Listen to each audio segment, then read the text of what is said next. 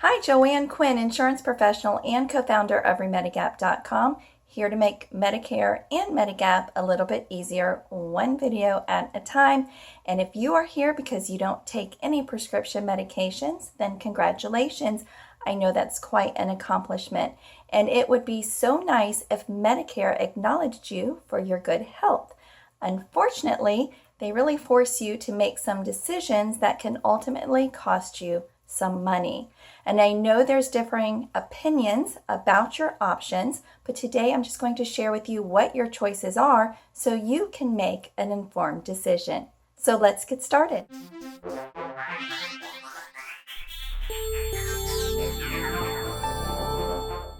Okay, let's start with option number one, which is just don't buy a Part D plan if you don't take any prescription medications. Now, I know this seems like a common sense approach and one that's perfectly logical. However, there are some things to keep in mind. One day, you may have to take medication and you'll want to buy a Part D plan. However, when you are out of your enrollment period, you can't just buy a Part D plan when you feel like it. You have to actually wait until the annual election period for Medicare, and this occurs between October 15th and December 7th of every year. And then that Part D plan actually begins January 1st of the following year. And then, to add insult to injury, Medicare will probably hit you with a Part D penalty, and this is an add-on penalty. It's not a one-time fee, so it's actually, as it says, added on to your monthly Part D premium, and you will have that penalty for as long as you have Part D. Now, there are some individuals that actually don't have to worry about the Part D penalty, and that would be anyone who qualifies for extra help, which is also known as low income subsidy, and anyone who had creditable coverage. And that includes coverage from your employer, your spouse's employer, the VA, or retiree coverage. And again, it has to be creditable coverage, which means that your drug coverage was as good or better than Medicare's. And that's what makes it creditable coverage. Now, keep in mind, you just can't tell Medicare that you had creditable coverage. They actually require you to provide proof. And when you apply for Part D, the insurance company will reach out and ask for that proof, and you usually have 30 days to submit it to them. Okay, let's say you don't fall into these two categories. You don't qualify for extra help and you didn't have creditable coverage, so you know a Part D penalty is coming your way because you didn't buy a plan when you were eligible.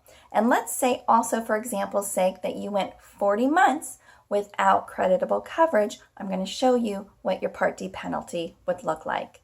So the calculation of the Part D penalty is actually done by multiplying 1% of the national base beneficiary premium. Basically, what this means is that Medicare takes all the premiums of the Part D plans and comes up with the average premium. So in 2017, the national base beneficiary premium is $35.63. So then we take 1% of that $35.63 national base beneficiary premium and we come up with 36 cents.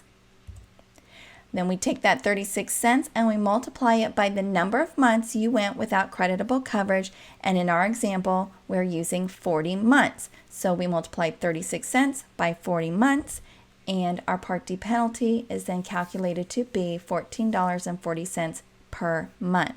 Now remember, the penalty is added to your Part D premium every month because it's a monthly add-on penalty. And it's important to note that Medicare recalculates this penalty each year with a new base beneficiary premium. And as you can see, it increases every year, which means so will your penalty. Now, if you're not crazy about a Part D penalty, then you might be interested in option number 2, which is just buy a Part D plan when you are first eligible. Now, because you don't take any prescription medications, you don't have to buy a high-priced plan. The point is just to have a plan in place so you can avoid that Part D penalty later on. And having a Part D plan in place might actually bring you peace of mind, knowing you don't have to pay a Part D penalty later on, but also knowing that you do have some sort of drug coverage should you have to start taking a medication. Now, with that said, just know that not all Part D plans are created equal, so certain drugs work better with one plan than they might with another. So if your doctor has mentioned to you that in the near future they may want you to start taking a particular medication, you might want to keep that in mind when you are looking for a plan. But for most people, a low premium drug plan is a great option. So I'm going to show you exactly the steps it takes to find that drug plan for you. First thing you're going to do is you're going to type in www.medicare.gov into your web browser. That will take you to the home page for Medicare, where you will select the Find Health and Drug Plans. Now you'll go to the Medicare Plan Finder, where you're going to simply input your zip code and then select Find Plans. Now you're starting step 1 of 4. Here you're just going to tell Medicare a little bit about yourself. You have original Medicare and you don't get any extra help, and then continue to plan results. Now you've reached step 2 of 4, and here's where they want your prescription drug information, but because you don't take anything, you can just enter whatever medication you want. The point is that you can't get past this screen without just putting in some drug. So I usually just put in lisinopril and then move to the next screen. Once I'm here, I let them know that my drug list is complete. And from here we go to step 3 of 4, where you select your pharmacy. And they'll allow you to select 2 and then continue to plan results. Step 4 of 4 is just to let them know what you're looking for. So we are looking for prescription drug plans with original Medicare. And then we'll continue to plan results. Okay, you've reached the plan results, and what we want to do is go down to compare plans. It's important that we select this drop-down menu and choose lowest monthly premium, because that's what we are interested in. And then sort the results. And it should show us now that the lowest monthly Part D plan in this area is this Humana Walmart plan for $17, and then the monthly premiums just go up from there, as you can see.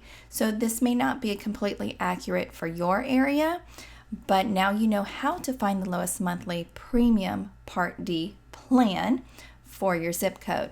And if you want to enroll in a plan that you see here on Medicare.gov, you can do that by simply clicking the Enroll Now button. But if you're not interested in doing that online, you can also call Medicare directly and enroll through them. It's very easy, and I'll put the phone number in the post below. And my bonus tip for today is just to pay it forward. There are countless numbers of people who have no idea that a Part D penalty exists. There is definitely something broken in the system when countless numbers of Medicare beneficiaries go for years without knowing the consequences of not buying a Part D plan when they're first eligible. And since you are doing such a great job of learning about Medicare and gaining all this knowledge, why not pass it on to your friends so they can be informed as well? And speaking of learning, if you want to gain more knowledge about Medicare and Medicare supplement insurance, feel free to click on the little I up in the right-hand corner of the screen, or on the links below in this post, where I will take you to more of my videos and also access to my free Medicare e-course, where I cover all the different parts of Medicare, enrollment deadlines, enrollment penalties, Medicare supplement insurance, and so much more. And I know your time is valuable, so thank you for being here. And if you like this video, please like it, share it with your friends, and don't forget to subscribe so you can have access to my videos when they come out. Thanks for watching, and I'll see you next time. Bye-bye. It calculates this premium base beneficiary. Now you're in option number 2. Is that what I was saying? And no, I don't know what I'm saying. Plan when you're first eligible. Well, I keep forgetting what to say. Insurance companies formulary. Boy, that was a mouthful. That's hard to do.